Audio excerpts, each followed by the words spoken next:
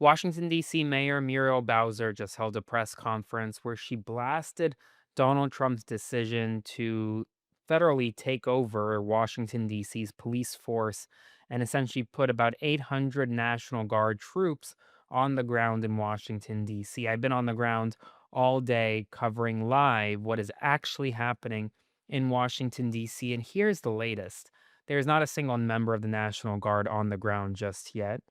The law enforcement presence is pretty standard for Washington, D.C., and life is going on as usual for the many residents that live in our city. There's very little crime during the daylight hours, at least in many of the areas in D.C. Violent crime is at a 30-year low, according to the Department of Justice. And despite that, the Trump administration has taken the extraordinary step to mobilize the National Guard, to federalize the D.C. Metropolitan Police Department. So we're going to see what happens over the next several hours and days, and I'm going to be on the ground through it all. I am safe, I'm protecting myself, so don't worry about that. But it is a significant development nonetheless. And right now, DC Mayor Muriel Bowser is blasting the federal action as, quote, unsettling and unprecedented, though not totally surprising given past rhetoric. She said that her office will follow the law and cooperate with the federal government as required by the DC Home Rule Act, which requires the mayor to provide police services during a declared emergency. But she did went ahead and question the subjectivity of such declarations in light of falling violent crime rates. She went on to say, quote, I think I speak for all Americans. We don't believe it's legal to use the American military against American citizens on American soil. Has threatened. He's been making these threats since last year, and now he's carrying through with them. There's no reason to believe he won't go further. What do you say to the president about his threats to bring the military, not just the National Guard, but the military? We don't, and I think I speak for all Americans, we don't believe it's legal to use the American military against American citizens on American soil. I'm not a lawyer, and but I think that's a fairly widely held fact. And so, but we've seen them move, I think, active military into California. So it's a question. We've seen active military on the borders of DC some years ago, and we don't believe that our military should be used against American citizens. Yes. Bowser further requested a meeting with Attorney General Pam Bondi, who will now temporarily oversee the Metropolitan Police Department, and emphasized that all officers should be clearly identifiable with a uniform, a badge, and a jacket. Then we have MPD, the National Guard, possible other law enforcement agencies on the ground, that there will be confusion about who's in charge, who these officers answer to, and how people should respond if approached by any of these people. Well, we should note, and we have been advised, and we will continue to make this clear that this is needed in our city, that all law enforcement be identifiable by a uniform, a badge, a jacket, so that people know that they are law enforcement. And the chief, in her coordination with the kind of the command on the federal side, will make clear kind of how the protocols for response. And if there's any additional information we need to get out to the public, we will. CNN is now reporting that the National Guard troops deployed to the nation's capital by the administration are not expected to openly carry rifles.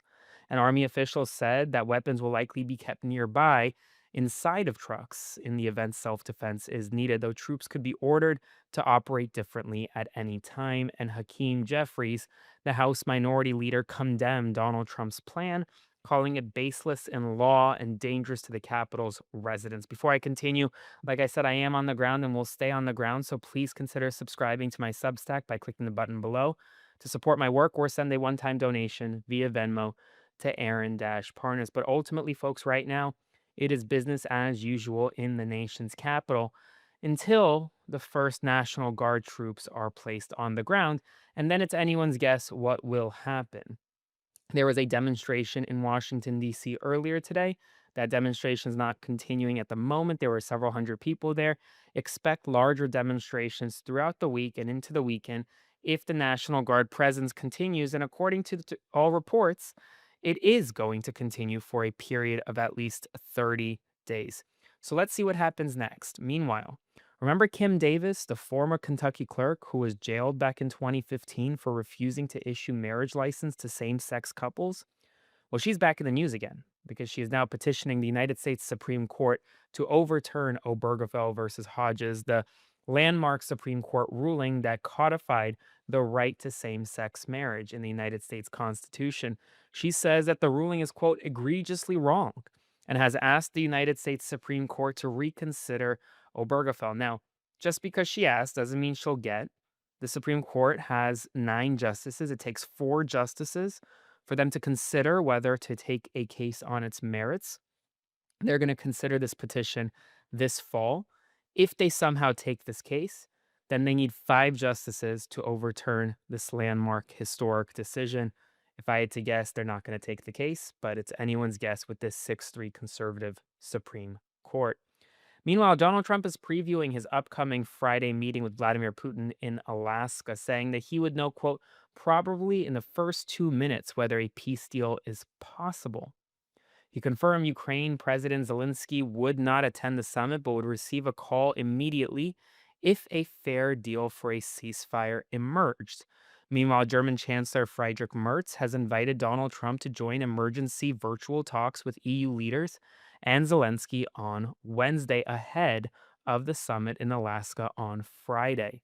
Meanwhile, Governor Gavin Newsom is doing something very Trumpian today. He sent a letter to Donald Trump saying that he would be forced to lead an effort to redraw the maps in California to offset the rigging of the maps in red states if Donald Trump cannot persuade Texas Governor Greg Abbott to drop his mid-decade congressional map redistricting plan. He said, quote, Donald Trump, if you do not stand down, we will be forced to lead an effort to redraw the maps in California to offset the rigging of maps in red states. But if the other states call off their redistricting efforts, we will do the same. Thank you for your attention to this matter. It was all in all caps, replicating a Truth Social post from Donald Trump himself. Today, an explosion at the U.S. Steel Coke Works plant in Pennsylvania killed at least 1 person, left 2 unaccounted for, and injured several others, prompting a search and rescue operation. The blast was described by witnesses sounding, quote, like thunder. Elon Musk's Grok, it's his AI program, was suspended for a period of time on Twitter today. At least 4 people were injured in a shooting near a Target in Austin, Texas earlier today. The suspect remains at large. And finally, a new JAMA study found Aid Access shipped nearly 120,000 abortion pill packs between July 2023 and August 2024, almost 100,000 to people in states banning abortion or mailing the pills. U.S. abortions rose to 1.14 million in 2024, driven by medication and telehealth, with high provision rates in poor, rural, and banned states. Aid Access relies on untested, quote-unquote, shield laws, which are now at the center of many legal battles headed to the United States Supreme Court. Folks, that's all the news right now. Get ready for potentially a long night with the National Guard coming into my town. I'll provide you updates every hour on the hour, so stay tuned, subscribe to support my work, and I'll see you soon.